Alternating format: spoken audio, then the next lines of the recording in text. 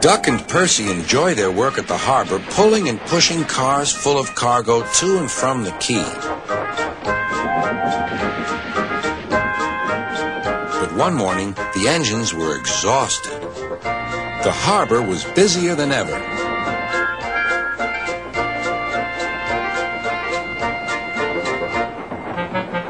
Sir Topham Hatt promised that another engine would be found to help them. "Huh, it's about time," said Percy. "I ache so much I can hardly get my wheels to move," agreed Duck. They waited for the engine to arrive. It came as a shock when he did. "Good morning," squirmed Diesel in his oily voice. The two engines had not worked with Diesel for a long time. "What are you doing here?" gasped Duck. "Your worthy Sir Topham Hatt sent me. I hope you are pleased to see me again. I am to shunt some dreadfully tiresome cars." "Shunt where?" said Percy suspiciously. "Where? Why, from here to there," purred Diesel, "and then again from there to here. Easy, isn't it?" With that, Diesel, as if to make himself quite clear, bumped some cars hard. "Oh!" screamed the cars. "Grrr!" growled Diesel. Percy and Duck were horrified. They did not trust Diesel at all. They refused to work and would not leave their shed. Sir Topham Hatt was enjoying his tea and iced bun when the telephone rang. "So there's trouble in the harbor yard? I'll be there right away." Diesel was working loudly and alone. Cargo lay on the quay. Ships and passengers were delayed. Everyone was complaining about Sir Topham Hatt's railway. Percy and Duck were sulking in their shed.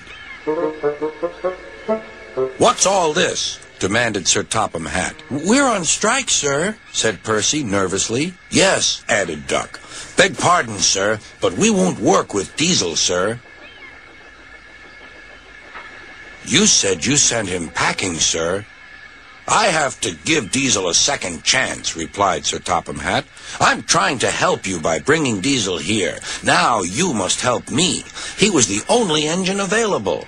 Percy and Duck went sadly back to work.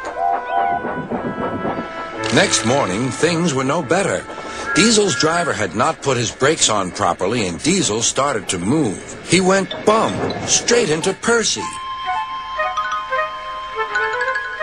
"Wake up there, Percy," scowled Diesel. "You have work to do."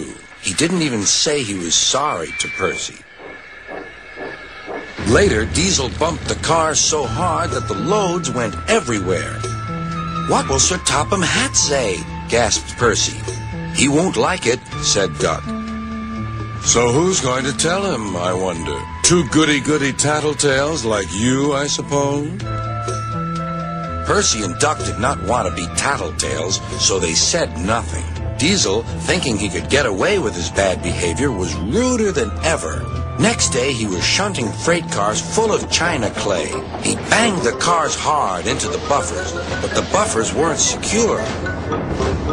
The silly cars were sunk. Sir Topham Hatt heard the news.